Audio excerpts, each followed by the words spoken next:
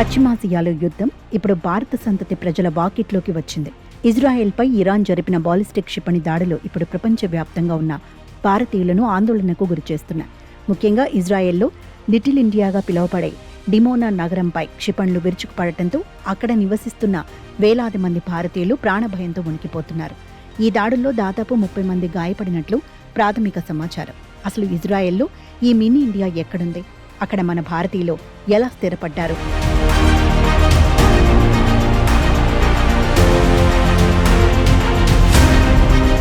Dimona ఈ నగరం పేరు వింటే ఇజ్రాయెల్లో భారత్ కనిపిస్తుంది.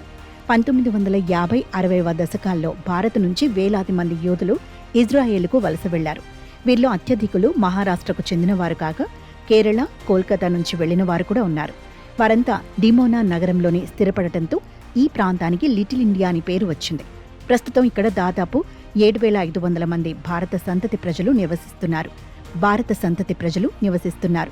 వీరిలో ఎక్కువ మంది వజ్రాల వ్యాపారులుగా, ఐటీ నిపుణులుగా ఆ దేశ ఆర్థిక వ్యవస్థలో కీలక పాత్ర పోషిస్తున్నారు. డిమోనా వీధుల్లో నడుస్తుంటే భారత్లో ఉన్నారా అన్న భ్రమ కలుగుతుంది. అక్కడి ప్రజలు అనర్గళంగా మరాఠీలో మాట్లాడుతుంటారు. అప్పుడప్పుడు హిందీ మాటలు కూడా వినిపిస్తాయి. అక్కడి దుకాణాల్లో సోంపాపిడి, గులాబ్జామ్, బేల్పూరి వంటి భారతీయ వంటకాలు నోరూరిస్తాయి. ఆహారం మాత్రమే కాదు, సంస్కృతిలోనూ వారు భారతీయులే. ఓనం, దీపావళి వంటి పండుగలను అక్కడ అత్యంత ఘనంగా జరుపుకుంటారు.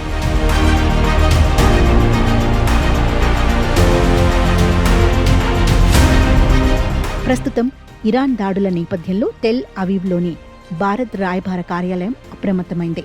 డిమోనాతో పాటు హైఫా, అరద్, నెతన్యా వంటి నగరాల్లో ఉన్న భారతీయులు సురక్షిత ప్రాంతాలకు వెళ్లాలని సూచించింది. బాంబ్ షెల్టర్లలో తలదాచుకోవాలని, స్థానిక అధికారుల ఆదేశాలను పాటించాలని కోరింది. దశాబ్దాల క్రితం వెళ్లి అక్కడ స్థిరపడిన మనవారి క్షేమం కోసం భారత్లోని వారి బంధువులు ఆందోళన చెందుతున్నారు. యుద్ధం ముదిరితే వారి పరిస్థితి ఏంటన్నది ఇప్పుడు $1 మిలియన్ ప్రశ్నగా మారింది. సముద్రాలు దాటి వెళ్లినా తమ మూలాలను మర్చిపోకుండా ఇజ్రాయెల్ గడ్డపై భారతీయతను వెలిగిస్తున్న డిమోనా ప్రజలు ఇప్పుడు యుద్ధ మేఘాల మధ్య చిక్కుకున్నారు. భారత ప్రభుత్వం అక్కడి పరిస్థితులను నిరంతరం పర్యవేక్షిస్తోంది. యుద్ధం త్వరగా ముగిసి మన మినీ ఇండియా మళ్లీ శాంతితో వర్ధిల్లాలని అందరూ కోరుకుంటున్నారు.